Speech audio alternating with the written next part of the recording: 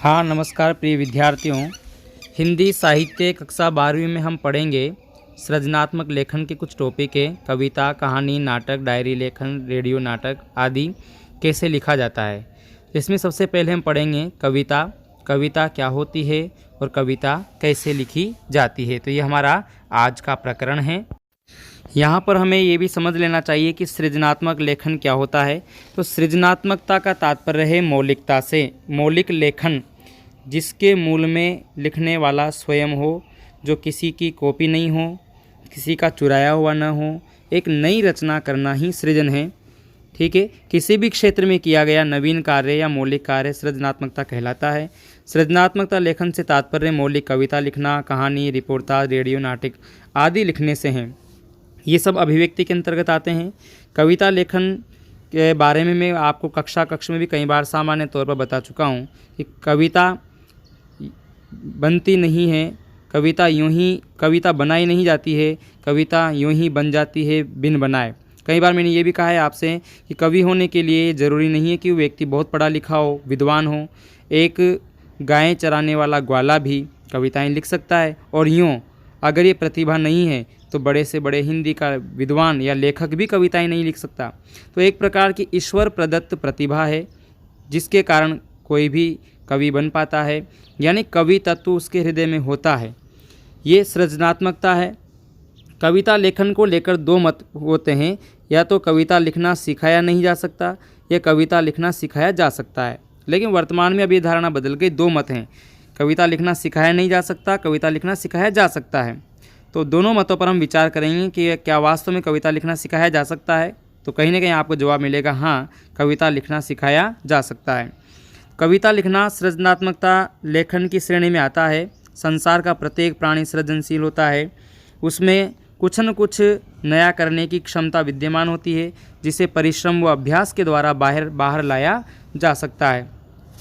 तो देखिए, कविता लिखना एक कला है जिसे भारतीय समाज में जन्मजात योग्यता माना गया है।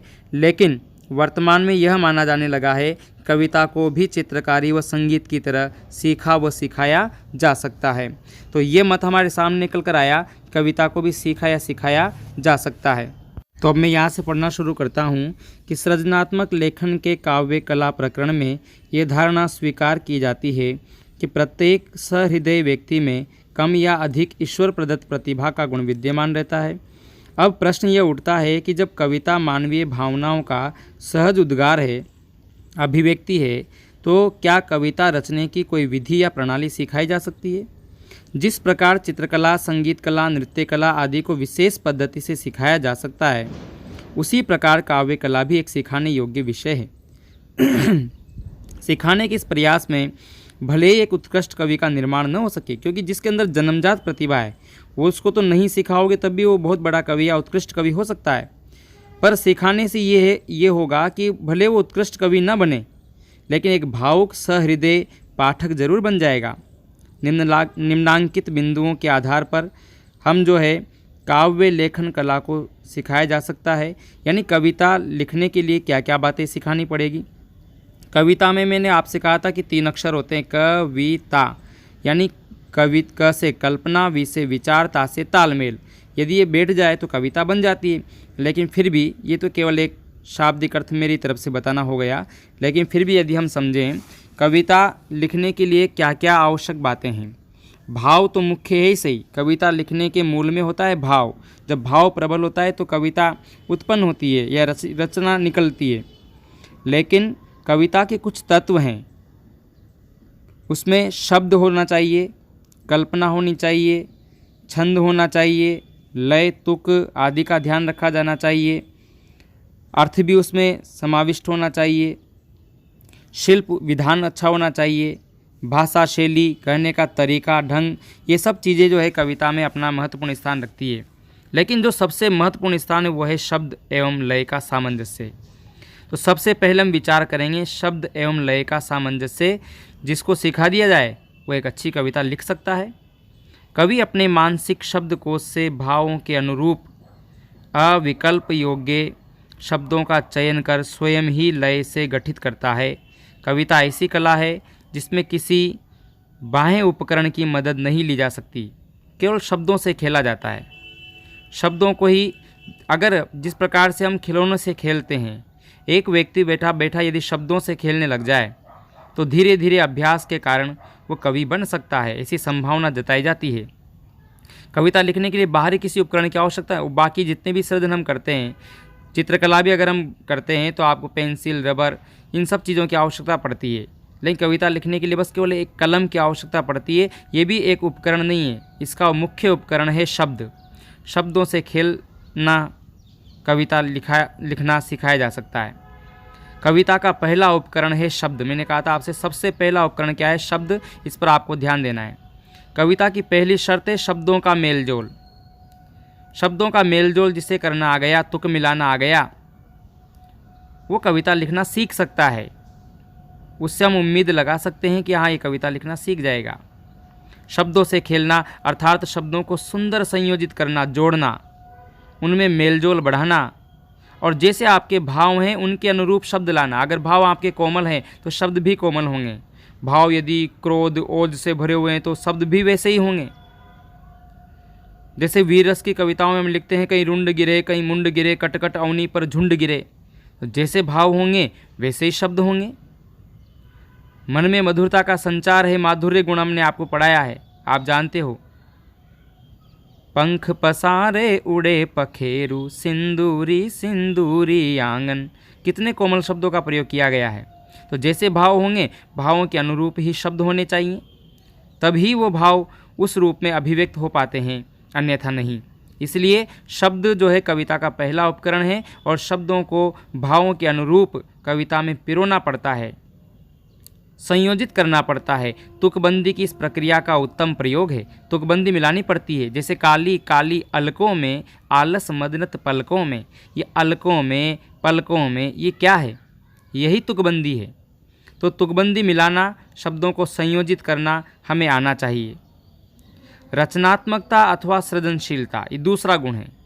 रचनात्मकता, निर्माण करने की योग्यता, सृजन करने की योग्यता रचनात्मकता या सृजनशीलता कहलाती है।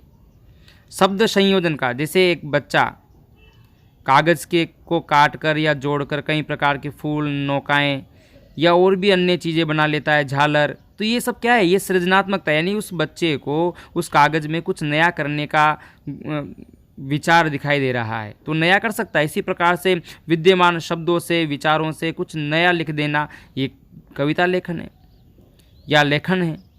तो शब्द संयोजन का पर्याप्त अभ्यास होने पर मौलिक प्रयास से तुकबंदी में नवीन सृजनात्मकता को प्रदर्शित करने का प्रयोग करना चाहिए। हम लगातार प्रयास करते रहते, अभ्यास करते रहते तो निखार आता है और हम शब्दों को जोड़ना सीख जाते हैं, मौलिक प्रयोग सीख जाते हैं, तुकबंदी सीख जाते हैं। तो ये प्रयास करना चाहिए।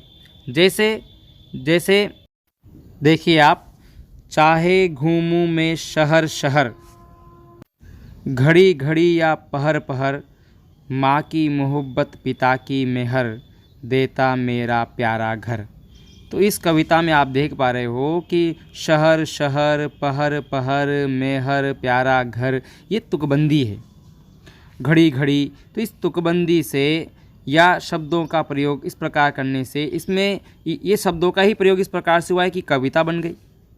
तो इस प्रकार से सृजनात्मक लेखन के लिए या कविता लिखने के लिए शब्दों का संयोजन करना, तुकबंदी करना आना चाहिए। तो इस प्रकार का अभ्यास यदि करवाया जाए तो कविता लिखना सीखा जा सकता है।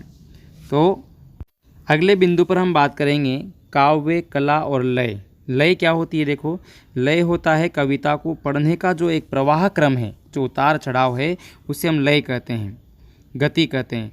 और जो शब्दों के अंत में या पंक्तियों के अंत में जो तुक मिलती है, उस जो ध्वनि साम्य मिलता है, ध्वनियों की जो समानता होती है, मंगल भवना, मंगल हारी, बिहारी, तो हारी और बिहारी, ये जो ध्वनि साम्य है, इसे हम तुक कहते हैं, है ना, गति, लय। तो और जब कविता को पढ़ते समय जहाँ अल्प समय के लिए रुका जाता है, उसे हम यति कहते हैं। अब अगला प्रकरण है हमारा काव्य, कला और लय। कविता सृजन में लय या गेयात्मकता एक महत्वपूर्ण प्रकरण है। यदि कविता में गीतात्मकता आ जाती है, गेय बन जाती है, उसको गाया जा सके, तो कविता अच्छी हो जाती है, प्रभावी हो जाती है। लय की काव्य शरीर को प्रकट करता है। इसके लिए भावों के अनुरूप शब्द का चयन करना तथा आवश्यकता अनुसार पद क्रम को परिवर्तित किया जा सकता है। इसलिए काव्य कला है। ये कला मतलब कला होती क्या है? किसी भी कार्य को बेहतरीन ढंग से करना ही कला है। अब कविता को इस प्रकार से लिखना कि उसको गाया जा सके, उसमें गेयात्मकता आ जाए, भावों के अनुरूप शब्दों का चयन हो जाए, ये काव्य कला है और इसी हम लय कहेंगे।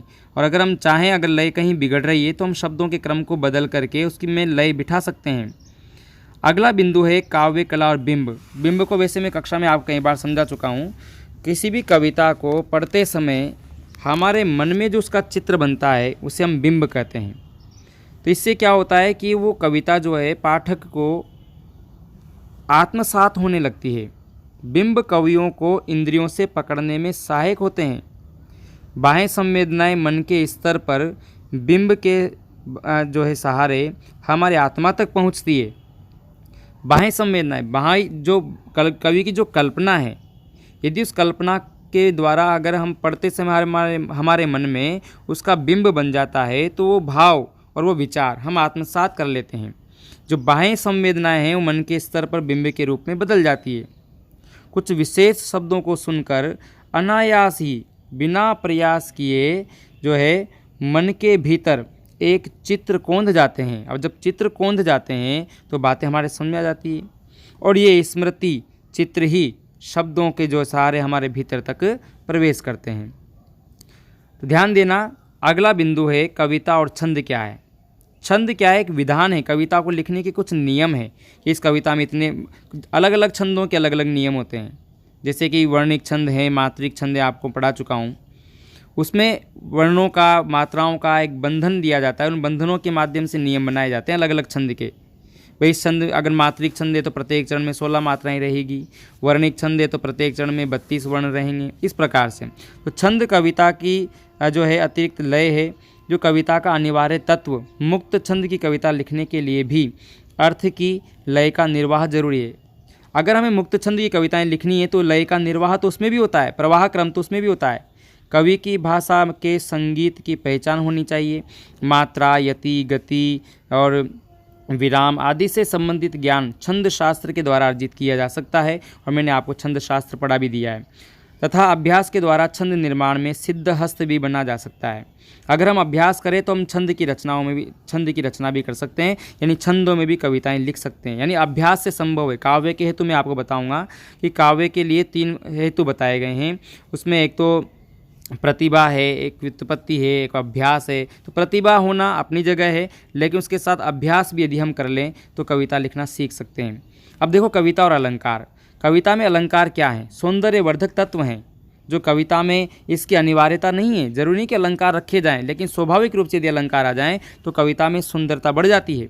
कविता में अलंकारों के सहज प्रयोग से उत्कृष्टता का समावेश किया जा सकता है। मछली जल की रानी है और जीवन उसका पानी है, में अलंकार का सहज प्रयोग है। उसको जल की रानी कह देना ये रूपक अलंकार है। तो कविता के उपयुक्त सारे घटक, चाहे वो लय हो, तुक हो, छंद हो, अलंकार हो, बिंब हो, ये सारे कविता के घटक हैं, तत्व हैं। कविता के उपयुक्त सारे घटक परिवेश और संदर्भ से परिचालित होते हैं। इन घटकों का मिश्रित प्रयोग दिखलाने वाली कविता उदाहरण स्वरूप है। देखो अकाल और उसके बाद नागार्जुन की एक कविता है जिसको पढ़ कर के मैंने आपको कक्षा में भी सुनाया है एक बार। तो इस कविता को जब आप पढ़ेंगे तो आपके मन में बिंब भी बनेगा, करुण रस भी उत्पन्न होगा, ठीक है। और देखो किस प्रकार से भाव के अनुरूप बिल्कुल शब्दों का प्रयोग किया गया है, चयन किया गया है। शब्द संयोजन की कला देखिए नागार्जुन की। आप पढ़ते पढ़ते हमारे मन में पीड़ा है कि उस गरीबी में क्या हालत रही होगी लोगों की, क्या पीड़ा रही होगी। वो पीड़ा हमारे हृदय में अनुभूत होने लगती है, संबंधित चित्र बनने लगते हैं। कहीं दिनों तक चूल्हा रोया चक्की रही उदास, कहीं दिनों तक कानी कुतिया सोई उसके पास, कहीं दिनों तक नंगी भीत पर छिपकलियों की गश्त, कई दिनों तक चूहों की भी हालत रही शिकस्त। बताओ अकाल का कितना सुंदर चित्रण।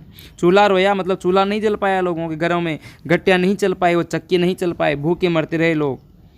और कानी कुतिया जो है चूल्हे के पास जाकर के सोती रही, उस राख में बैठी रही भूख के मारे कुकड़ मुकड़ होकर। कई दिनों तक नंगी भीत पर छिपकलियों की गश्त, और कई दिनों तक चूहों की भी हालत रही शिकस्त। जब चूहों को खाने के लिए कुछ न मिले तो सोचो लोगों का क्या हाल हुआ होगा। चूहों के पेट नहीं भर पा रहे हैं तो लोगों की तो क्या स्थिति रही होगी।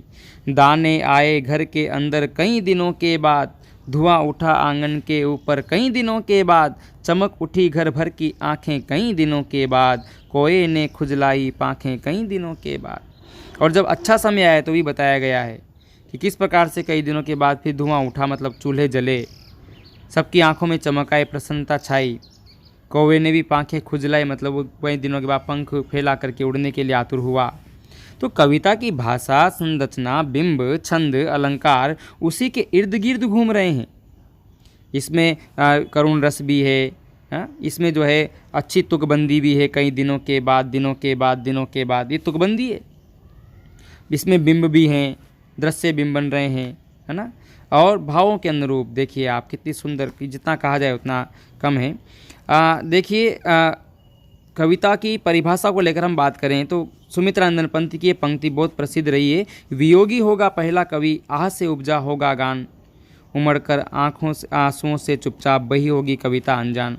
तो इस प्रकार से सुमित्रा नंदन पंत का मानना है कि जो व्यक्ति वियोगी है, यानी जिसने दुख को अनुभूत किया है, और जब वो दुख उसके हृदय में जब आवेग के रूप में उत्पन्न होता है, भाव आवेग में कविता लिखी जाती है। भावों का प्रबल होना बहुत ज़रूरी है।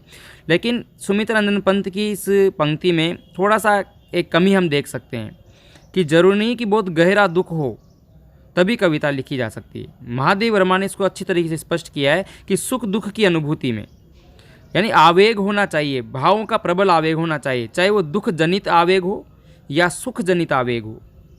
अगर सुख की भी प्रबलता है तब भी कविता उत्पन्न होती है, और दुख की भी प्रबलता है तब भी कविता उत्पन्न होती है।